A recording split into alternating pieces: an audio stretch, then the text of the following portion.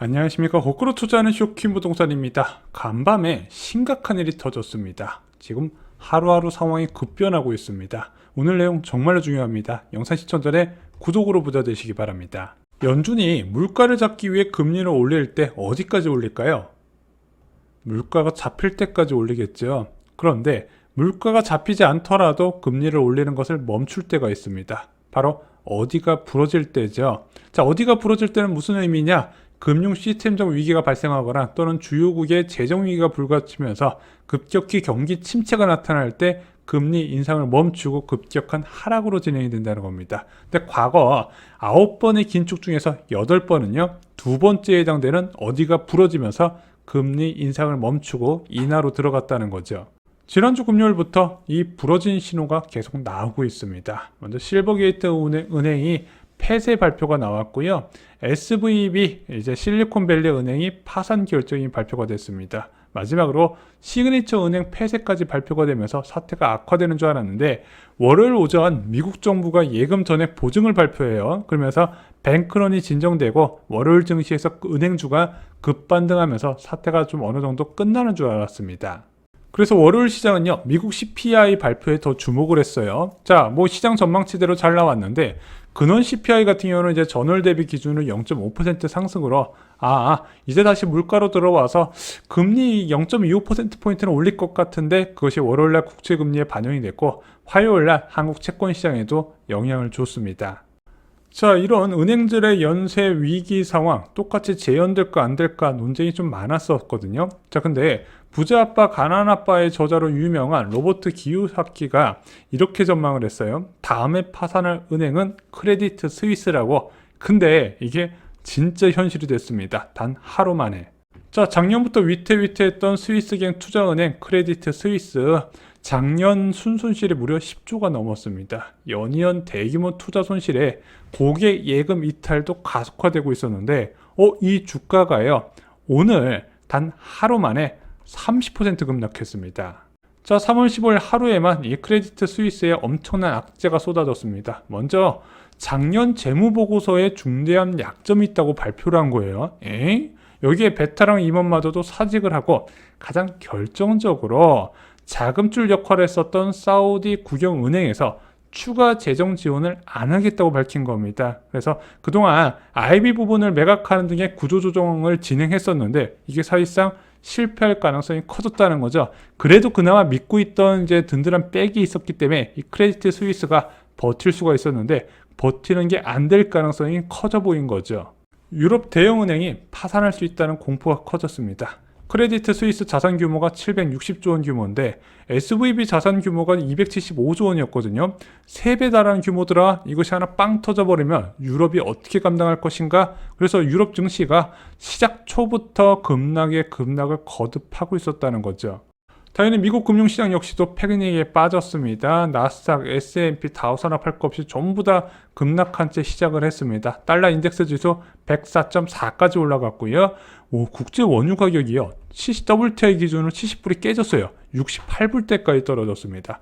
얼마 전까지만 해도 80불을 넘니많이 하고 있었는데 단숨에 68불까지 하락했어요. 자, 국채금리는 폭삭 주저앉았습니다. 안전자산 선호 현상이 갑자기 커진 거죠. 그래서 어제 3.7%까지 올라갔었던 미국 10년물 국채금리가 단숨에 3.4를 깨버렸어요.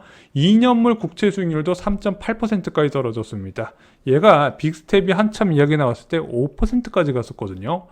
1.2%포인트가 날아간 거예요. 그만큼 지금 국채금리 변화가 심상치가 않다는 거죠. 자, 3월 FOMC에서는 이제 동결 전망이 나오고 있습니다. 얼마 전까지만 해도 빅스텝하고 베이비스텝하고 싸우다가 빅스텝이 70% 확률로 더 유력하다 이랬는데, 그리고 나서 딱 3개 은행 무너지고 나니까 빅스텝은 이제 물 건너가고 베이비스텝하고 동결 중인데 베이비스텝의 이제 지지가 압도적으로 많았죠. 현재는 동결 전망이 더 많아지고 있습니다. 이게 일주일 만에 빅스텝, 베이비스텝, 동결 이렇게 바뀌고 있다는 거죠. 게다가 이번에 나온 경제지표도 이런 전망에 힘을 실어주고 있습니다. 자, 2월 미국 생산자 물가 지수가 발표됐습니다. 도매 물가로 불리는 이제 소비자 물가의 선제지표 역할을 하죠.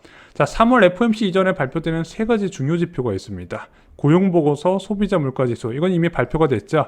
마지막으로 생산자 물가지수가 남았어요. 그래서 앞으로 물가가 어떻게 될 것인가, 이것으로 좀 어느 정도 예상이 가능한 굉장히 중요한 지표죠.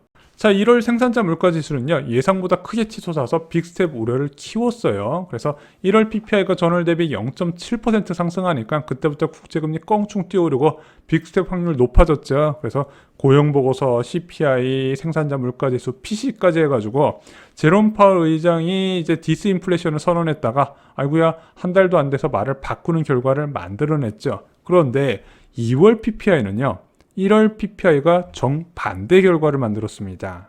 자, 2월 미국 생산자 물가지수 어떻게 나왔다? 전년 대비해서 4.6% 상승으로 나왔습니다. 시장 예측치 5.4%, 이전치 5.7%보다 한참 낮은 수치를 기록을 했다는 거죠. 그래서 2021년 상반기 이후에 가장 낮은 기록을 보였더라. 생산자 물가지수 전월 대비로도 마이너스 0.1%가 나왔습니다. 시장 예측치 0.3%를 크게 하회했다는 거죠. 야, 요즘 국제유가 많이 떨어졌잖아. 그래서 이것 때문에 생산자 물가지수 영향받은 거 아니냐? 근원 생산자 물가지수도 전망치를 하회했습니다. 식료품과 에너지를 제외한 근원 생산자 물가지수, 공산품과 서비스만 취급을 하는데 얘도 전년 대비 4.4% 나왔습니다. 예측치 5.2%보다 한참 낮았고요. 전월 대비로는 빵이 나왔어요. 예측치가 0.4%였는데도요. 향후 물가 상승률이 크게 둔화될 수 있다는 뜻으로 해석이 될 수 있었던 겁니다. 자, 같이 발표된 미국 소매 판매도요, 앞으로 미국의 통화 정책이 계속해서 긴축을 강행하기 어려울 거라는 전망에 힘을 실어줬습니다. 2월 소매 판매 1월보다 0.4%포인트 줄어들었죠. 시장 예측치 0.3%보다도 더 감소한 겁니다. 특히 많은 사람들이 주목하는 바, 레스토랑 증가율이 2.2%로 1월 5.6%보다 크게 감소한 결과를 보였습니다. 엠파이어 제조업 지수도 곤두박질 쳤습니다. 마이너스 24.6을 기록했어요. 시장 전망치 8이었는데 와, 차이가 굉장히 크죠. 불과 한 달 만에 경제 지표가 지금 180도 바뀐 상황입니다. 분위기가 이렇게 쉽게 바뀌는 거네요. 이런 상황에서 은행들이 연쇄적으로 폐쇄되고 이제 파산하고 있고 유럽 대형 은행도 오늘 내일 하고 있다 보니까 이게 심리가 좋은 방향으로 갈 수가 없겠죠. 자, 당연히 이러다 보니까 연준이 한가하게 금리를 못 올릴 것이다. 금리를 올리는 것뿐만 아니라 이것을 유지하는 것 자체도 어려울 것이다. 빠른 피벗 가능성에 대한 전망이 커졌습니다. 그래서 패드워치의 6월 FOMC 결과를 보잖아요. 가장 많이 베팅된 게 기준금리 4.5%예요. 현재 4.75%잖아요. 와, 4.5%면은 아무리 못해도 6월부터 금리 인하 한두 차례 할 수 있다는 이야기가 나와요. 그럼 연말 되면 어떻게 되겠습니까? 더 많이 낮아지겠죠. 그래서 지금 미국의 연쇄 은행들 폐쇄 발표 이후에 그동안 이제 유일하게 해외 IB 중에서 대한민국 4월 금토일 금리 인상을 점쳤던 BNP 파리바에서 이제 3.5% 금리 정점론을 꺼내들었고요. 4분기 금리 인하 가능성으로 뷰를 바꿨습니다. 제가 볼 때는요, 이 추세를 보면은 대한민국 금리 인하 4분기까지도 안 갈 가능성이 있어 보여요. 자, 다시 돌아온 금리 인하 시기 이제 대비하실 때가 됐습니다. 예상보다 금리 인하 가능성이 빨라질 것이고 또한 한 번 금리가 낮아지면 급격히 낮아지게 될 겁니다. 금리가 낮아진다면 무슨 뜻이죠? 돈의 가치 상승에서 하락으로 전환된다는 겁니다. 그동안 부동산 시장을 하락시켰던 돈의 가치 상승이 끝나고 본격적으로 하락으로 전환된다는 거. 자, 근데 사람들이 금리 인하의 위력을 이제 다 알고 있어요. 금리가 부동산 시장에 절대적으로 영향을 주네, 금리가 팍팍 떨어지네, 어떤 결과가 나올지 10년 만에 오는 기회에 다 같이 잡으려고 한다는 거죠. 지금부터 움직여야 됩니다. 쇼킹 부동산 멤버십 영상에서 그 해답 찾을 수가 있습니다. 주 3회 영상에서 여러분들이 지금 바쁘게 움직여야 되고 어디를 찾아가야 될지도 쉽게 정리를 드리고 있습니다. 이상으로 영상 마치겠습니다. 좋아요, 구독, 공유 꼭 부탁드립니다. 감사합니다.